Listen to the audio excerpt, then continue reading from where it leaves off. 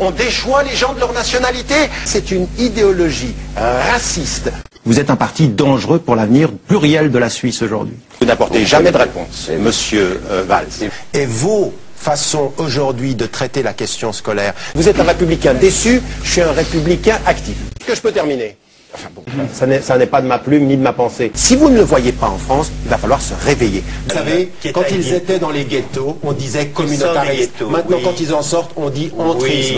Il y a un vrai problème en France. Et c'est pour ceci qu'en ce qui me concerne, j'ai signé cet appel. Vous ne pouvez pas mettre tout le monde dans le même paquet. Vous ne pouvez pas mettre dans le christianisme. Non, vous ne pouvez pas dans le christianisme mettre. Attendez, laissez-moi terminer. Les théologiens de la libération, les intégristes radicaux et les démocrates chrétiens. Vous devez faire une distinction du rapport à la politique. Faites fond dans ce pays qu'il y a des écoles où il y a 80% de jeunes qui sont arabes, qui sont parqués dans ces cités-là, à qui on renvoie leur arabité, leur islam comme une tare, et on aimerait qu'ils en sortent citoyens. On ne fait pas une politique miraculeuse de cette façon-là.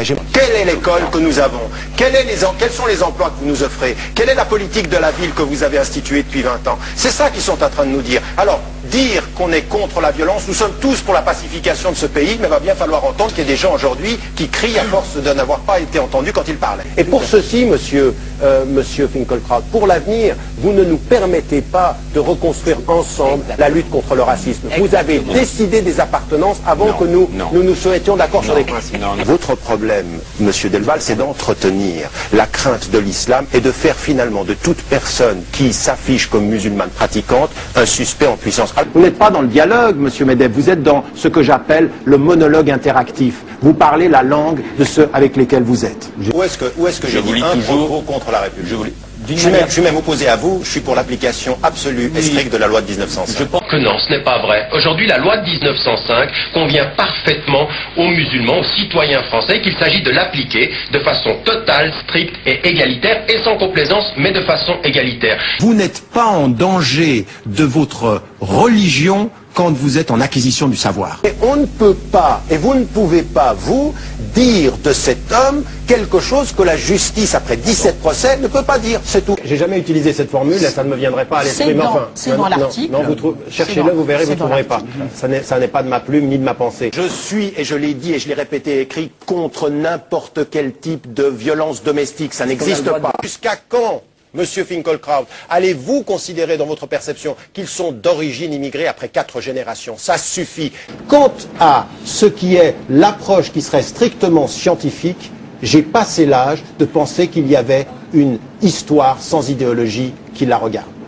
Quand vous êtes un citoyen français, vous n'avez pas toutes les mêmes chances par rapport à l'école selon ce que vous êtes, d'où vous venez, où vous vivez. Si vous ne le voyez pas en France, il va falloir se réveiller. Vous voyez la différence entre vous et nous, c'est que vous êtes un dogmatique du non-voilement. Et moi, je suis pour la liberté. Vous faites ce que vous voulez. C'est extrêmement grave de prendre le cas de 2 Algériens qui ont téléphoné pour laisser entendre que les musulmans et les Arabes qui sont présents en Suisse sont dangereux. C'est ça le vrai discours. Et ça, je suis désolé, ça s'appelle du racisme caractérisé. Alors, ça, monsieur... moi, je ne ris pas là-dessus. La loi de 1955 qui revient, sur le plan symbolique, c'est un désastre. Les expulsions possibles, les expulsions des étrangers qu'on renverrait dans leur pays d'origine, on déchoit les gens de leur nationalité. Entre vous et moi, il y aura le droit. Et si à un moment, vous vous permettez un discours qui flirte avec le racisme, vous trouverez le citoyen en face de vous. La justice, elle n'est bonne que quand elle va dans votre sens.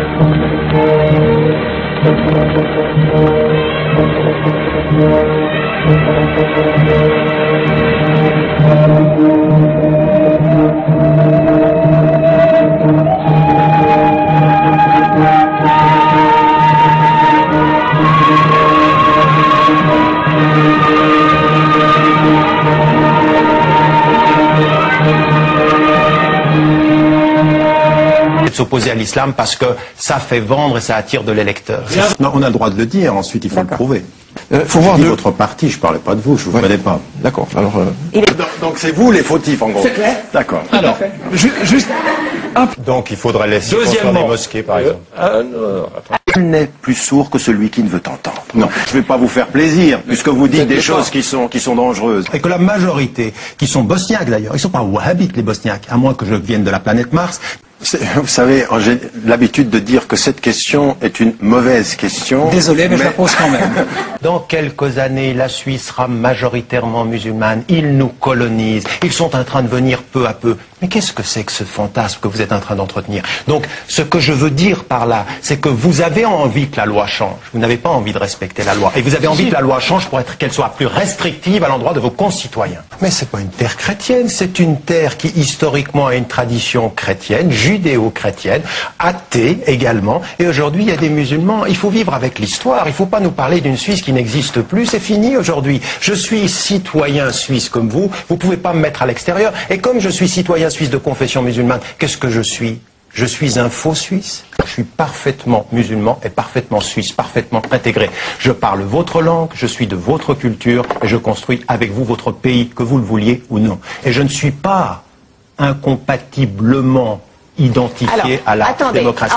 Et l'UDC surfe sur ceci et c'est le plus facile aujourd'hui. Aujourd'hui, on parle tous les jours de l'islam et donc pour pouvoir gagner des électeurs, on entretient la peur et à partir de la peur, on attire les électeurs. Et ça, c'est dangereux. Vous êtes un parti dangereux pour l'avenir pluriel de la Suisse aujourd'hui.